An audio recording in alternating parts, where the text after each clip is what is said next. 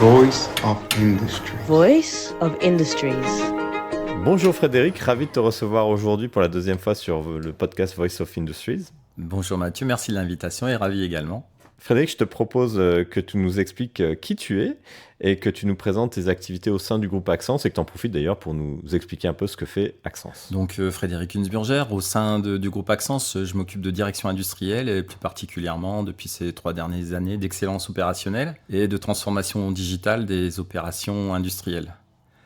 Le groupe Axence s'est engagé historiquement dans la transformation des hydrocarbures fossiles avec une connaissance qui va pouvoir aller évoluer vers des hydrocarbures produits plus par biomasse, plus développement durable, notamment pour les carburants pour l'avion et s'oriente vers la transition énergétique, que ce soit dans le domaine de la captation du CO2, le recyclage du plastique, les batteries pour l'automobile. Donc est vraiment fortement engagé avec une réduction de son empreinte carbone forte que va vraiment accompagner la transformation digitale qui a une solution, un outil très important pour accompagner cette transformation. Très bien. Et tu peux nous dire un peu ce que toi tu fais au sein du groupe Axence ? Oui Mathieu, je suis en charge dans la direction industrielle de la performance, de l'excellence opérationnelle et de la transformation digitale, qui vont de pair parce qu'on ne peut pas améliorer la performance et être excellent sans de la data. Donc la transformation digitale amène tout naturellement. Le cœur est indispensable pour s'améliorer. Donc c'est globalement, en synthèse, c'est ma fonction au sein du groupe. Il y a quelques temps, on t'avait déjà reçu pour parler de cette transformation digitale au sein du groupe Axence. J'imagine que vous avez avancé depuis. Est-ce que tu peux nous en dire un peu plus sur où vous en êtes ? Puisqu'à l'époque, on parlait plutôt du déploiement, un peu les bonnes pratiques, les enjeux que vous aviez pu rencontrer dans cette phase. Aujourd'hui, vous êtes rentré dans quelle phase ? Alors notre ambition déjà affichée était d'équiper tous les sites, de les relier dans un système de collecte de la data. Comme nous avons des sites, on est une entreprise internationale en France, aux États-Unis, au Canada, en Arabie Saoudite. Progressivement, on a implémenté nos solutions et nos organisations pour aller collecter la data. Ça sera une chose qui sera achevée à la fin de 2025 par 2 sites de l'Amérique du Nord qui vont avoir cette solution mise en place. Donc ça, c'est déjà un bel avancement. Ça veut dire qu'en 3 ans, on a été capable de relier toutes nos données mondiales. Donc on a vraiment un pilotage mondial à terme de notre activité, de nos opérations industrielles.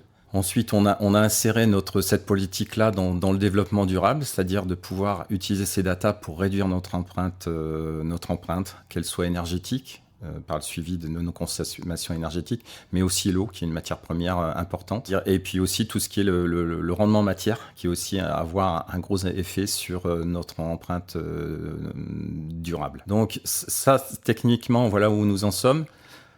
Au côté humain, les équipes se sont organisées de mieux en mieux pour mettre en place des analyses rapides, efficaces, performantes, couper les silos, pour que tous les experts, les opérationnels, partagent la data pour vraiment s'améliorer dans un certain nombre de process qui le nécessitaient. La belle surprise aussi, c'est que cette transformation fait des petits. Il y a eu des situations où des équipes, par exemple dans la maintenance, ont pris des initiatives sur des systèmes également digitaux qui permettaient d'apporter des solutions en maintenance préventive, d'anticiper des casses et d'intervenir en juste à temps. Et ça aussi, je trouve que c'est un effet un peu collatéral, mais qui est très important avec une forte valeur ajoutée pour une entreprise. J'imagine que ces effets dits collatéraux sont pas forcément arrivés par hasard. Et c'est, je pense, qui nous amène aujourd'hui à parler d'intelligence collective. Je sais que c'est un sujet qui te passionne et que tu souhaitais partager avec nous. Qu'est-ce que tu mets derrière ce terme et comment ça se concrétise pour un industriel de mettre en place l'intelligence collective ? Alors pour un industriel, l'intelligence collective, c'est d'arriver à faire travailler ensemble l'ensemble des contributeurs à une performance qui doit être atteinte pour servir un client. Pour atteindre cette performance, il faut être en mesure de proposer, de fournir à chaque expert, à chaque contributeur, la juste donnée fiable pour pouvoir l'analyser. Et du coup, tout le temps qui était consommé auparavant à aller chercher cette donnée, d'avoir une seule et même donnée, à partir du moment où on l'obtient très rapidement, tout ce temps est libéré pour que ces experts, ces contributeurs travaillent ensemble pour améliorer la performance. C'est tout simplement ça. Ce que tu veux dire quelque part, c'est que l'intelligence collective, tu arrives à l'activer parce que tu donnes l'information à tout un chacun, que tu désilotes cette information. Et quelque part, est-ce que le fait de désiloter, ça fait que les gens se parlent plus pour résoudre les problèmes ensemble ? Oui, ça se parle le plus. D'une expérience industrielle qui est de longue date pour ce qui me concerne, je voyais souvent des confrontations d'un atelier à l'autre, d'un pays à l'autre, d'une activité maintenance à une activité fabrication, où les gens donnaient des informations sans critères objectifs. Le fait maintenant d'avoir une information partagée, la même pour tous, et que tout le monde y a accès, ça permet de se dire la vérité objective, elle se trouve là, dans les faits, dans les chiffres. Maintenant, que fait-on ensemble pour pouvoir progresser ? Et il y avait un peu une frustration à l'époque de certains experts ou intervenants de ne pas avoir la donnée ou de penser qu'elle était cachée. Et de plus en plus, on se rend compte que ça n'est plus vrai, que la donnée, avec les systèmes qui existent aujourd'hui, elle peut être très bien partagée, et c'est vraiment la référence pour pouvoir progresser. Et on gagne énormément de temps dans la première phase, qui est de faire un peu le diagnostic en disant voilà où on en est, les datas donnent ça. À votre avis, qu'est-ce qu'il faut faire pour s'améliorer ? Alors, tu as mentionné un aspect, c'est qu'il y a une approche mondiale du sujet, si je comprends bien. Toi, tu coordonnes ces thématiques au niveau mondial. Comment est-ce qu'on fait pour que cette intelligence collective, elle fonctionne au niveau local, j'imagine, sur les sites, que les gens travaillent ensemble et fassent émerger des solutions, mais également comment, on va dire, l'expérience qu'on peut avoir au niveau de ces sites qui sont répartis sur la planète, comment on l'agrège pour aller encore plus loin ? Alors, ce qu'on a déployé aussi, c'est que chaque site soit responsable de sa donnée. On aura proposé des solutions qui ont été mises en place par le leader local de la transformation digitale. Le site est bien propriétaire de sa donnée et la met au service des experts. Ils sont investis, en fait. Ils sont investis pour le faire. Une fois qu'on a fait ça, ça veut dire que des experts qui sont en périphérie et qui ont une action globale pour l'entreprise. Je parle des experts procédés, connaissances produits. On n'a pas ces experts localisés de partout dans le monde. C'est des experts qui vont intervenir. Par contre, lors de rituels hebdomadaires qu'on le fait sur certaines situations, tous les intervenants sont autour de la table, même à distance, et c'est très facile maintenant, avec des tableaux de bord, avec de la donnée qui a été pré-mâchée, entre guillemets, par les gens en local. Ça donne lieu à des réunions qui sont très, très productives. Et c'est là où vraiment l'intelligence collective naît. Et il y a même il peut y avoir aussi des chercheurs qui se faisaient une idée de réaction qui pouvait parvenir, et c'est pas celle-là qui se passe vraiment, parce qu'il y a des faits qui le démontrent, voire il y a des situations aussi où ils ont pu démontrer que ce qu'ils avaient imaginé, c'est bien la réalité. Et tout ça, ça enrichit aussi la discussion. Ouais, donc il y a quand même de ton côté un effort de coordination pour, on va dire, et d'animation pour que cette intelligence collective, elle puisse se réaliser. C'est vraiment du pilotage qu'il faut mener, je dirais quand même un peu habilement, pour que chaque personne se sente bien à sa place. Un pilotage global, un pilotage aussi un peu culturel. Il faut savoir un pays, sa façon de raisonner par rapport à telle situation. Quand on est face à des gens plutôt... Aux États-Unis, les gens sont plutôt vraiment très axés performance. Donc, c'est la data qui doit sortir, c'est ça la référence. Et je trouve que c'est une bonne chose. Si on travaille avec des pays plus typiquement Arabie Saoudite, pour ce qui est notre cas, c'est des gens qu'on est en train d'amener au niveau de la performance, mais ils vont avoir un œil peut-être différent par rapport à une situation. Et ils vont venir à leur manière enrichir aussi ces discussions. Et sachant que nos produits peuvent être faits dans différents pays, on va enrichir cette connaissance de nos process aussi d'un point de vue culturel, je dirais.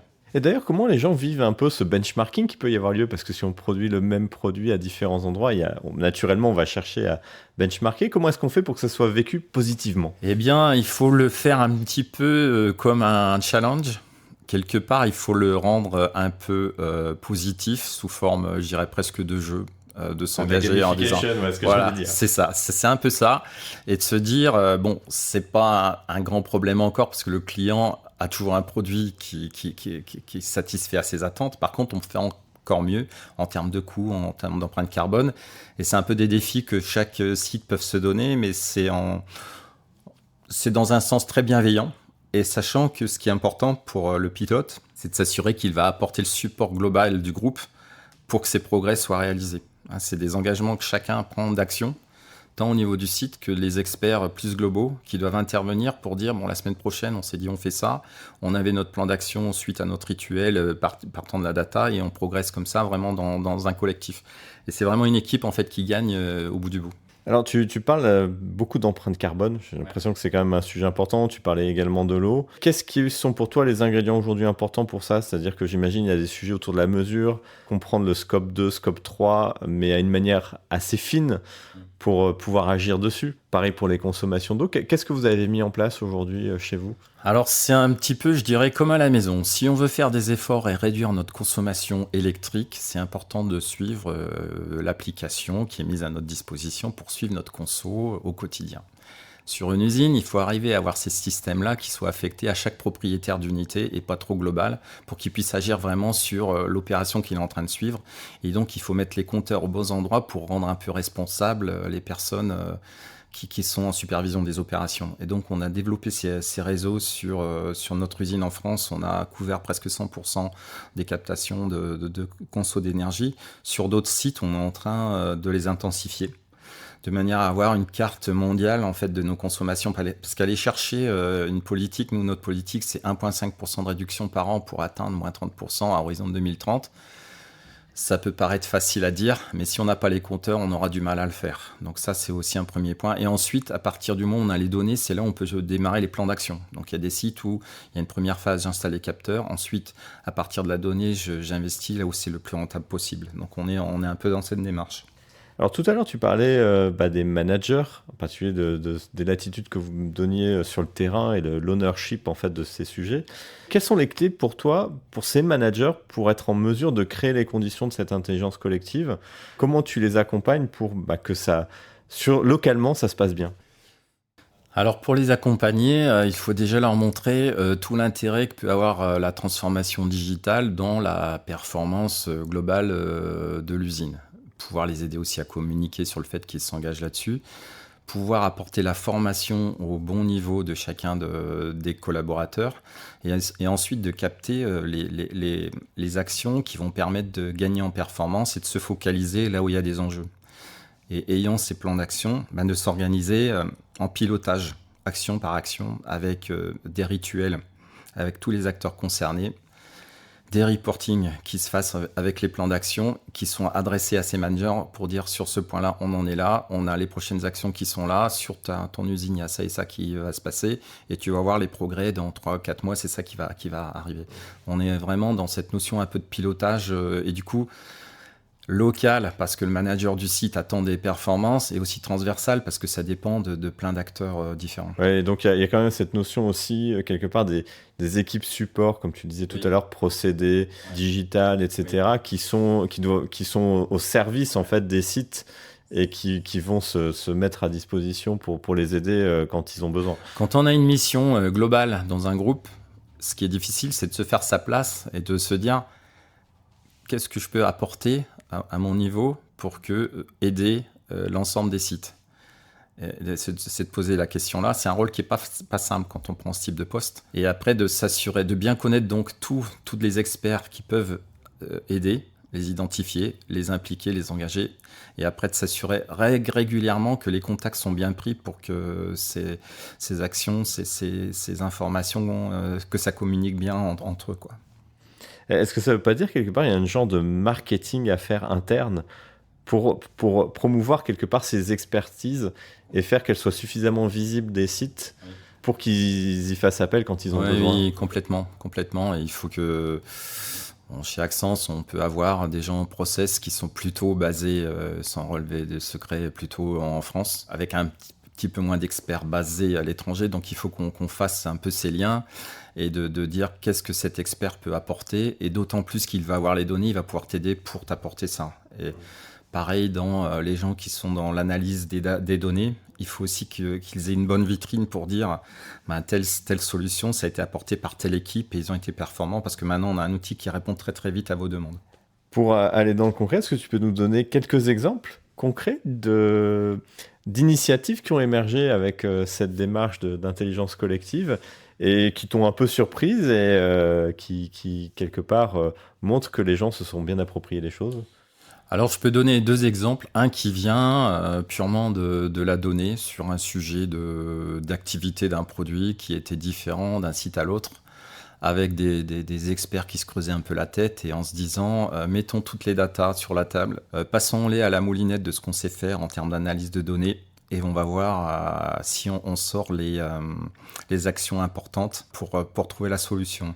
L'analyse a été conduite en un mois. Et on a au moins 2 fortes pistes de progrès pour pouvoir harmoniser des activités donc, de nos catalyseurs sur un site, pour le coup, à la fois français, Arabie Saoudite et américain. Voilà. Sans un effet client, les clients n'a jamais été pénalisé, mais on voit qu'il y a des choses qui peuvent progresser, ça.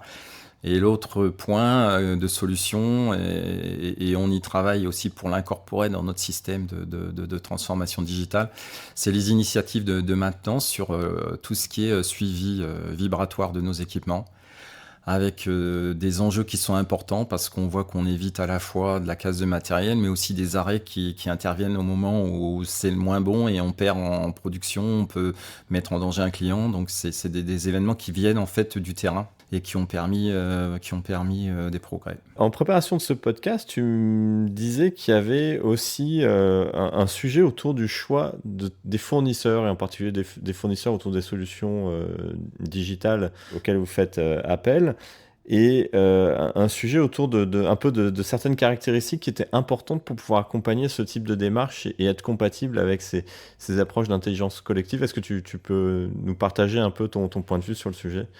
Oui, le partage que je souhaite faire, c'est aussi pour faire un petit clin d'œil aux 10 ans, à l'anniversaire des 10 ans d'Optimistic, solution qui a été retenue par Axence pour faire cette collecte d'informations. Lors de la célébration des 10 années, on a vu que le client était vraiment écouté, un peu comme chez Axence, où nous, on met le client au cœur de nos activités. Chez Optimistic, on a la même sensation et on voit qu'il y a des progrès qui arrivent au bon moment pour pouvoir proposer à nos équipes des améliorations qui vont les rendre encore plus performantes. Donc, c'est vraiment aussi une aide pour donner et faire du marketing de notre transformation. Donc, ça va de pair. Et nous, on trouve ça... Et aussi tout l'apport qui a été donné pour tout ce qui est la formation, l'accompagnement, pour bien maîtriser l'outil. Alors, tu parlais de progrès, tu penses à quoi ? À des fonctionnalités, l'intégration de nouvelles technologies ? Oui, l'intégration de nouvelles technologies, l'accès à des dashboards qui soient encore plus perfectionnés, et puis des choses qui ressemblent un petit peu à ce qu'on a dans notre quotidien. Je peux parler, moi, je suis pas expert de la data, mais j'ai un peu l'impression que tout ce qu'on peut obtenir avec ChatGPT, par exemple, eh bien, à un horizon très proche, on pourra en faire de même, d'avoir une aide qui contextualise vraiment l'utilisation de l'outil, de la solution, pour pouvoir avoir des réponses rapides et répondre très vite à une problématique technique de travail de la donnée. Alors, je vais préciser peut-être pour nos auditeurs, tu fais référence à ce qu'on a pu présenter lors de cette journée des 10 ans, avec l'intégration des technologies de type LLM dans la solution, sur lequel on s'est un peu creusé la tête pour pas que ça soit gadget et amener réellement une amélioration très significative de l'expérience utilisateur et au final de la productivité dans l'exploitation de la donnée. C'était bien la perception que nous en avons eue pendant la présentation. L'industriel n'a pas besoin de gadgets, il a besoin d'outils qui va améliorer sa performance. Et c'est tout l'intérêt qu'on a trouvé dans cette proposition qu'on peut citer en exemple. Merci Frédéric. Pour conclure, est-ce que tu as 2-3 points que tu souhaiterais partager sur cette thématique de l'intelligence collective et que nos éditeurs doivent garder en tête pour réussir leur démarche ? Oui, bien sûr, l'intelligence collective, c'est quelque chose de très important quand on a fait une carrière dans les opérations, parce que pour un industriel, tout doit partir du terrain, c'est d'être à l'écoute des gens qui sont vraiment opérateurs, qui sont là vraiment aux premières loges de la production. Et donc, il faut écouter tout le monde, de l'opérateur au chercheur, à la personne de process, à la personne de data, pour pouvoir mettre toute leur intelligence puissent l'utiliser avec un même niveau de connaissance de la situation de l'opération pour pouvoir l'améliorer. Et se dire aussi que la data, l'intelligence artificielle ne va pas remplacer l'être humain, il va simplement amplifier la performance que peut apporter l'être humain et lui libérer du temps pour réfléchir à ce qu'il est en train de faire et se faciliter la vie surtout. J'ai rien de mieux à rajouter pour conclure. Je te remercie encore de ton temps et de prendre ce temps pour partager ton expérience, je dirais, qui, à mon avis, a beaucoup de valeur pour nos auditeurs. Merci beaucoup, Frédéric. Merci Mathieu, plaisir partagé vraiment.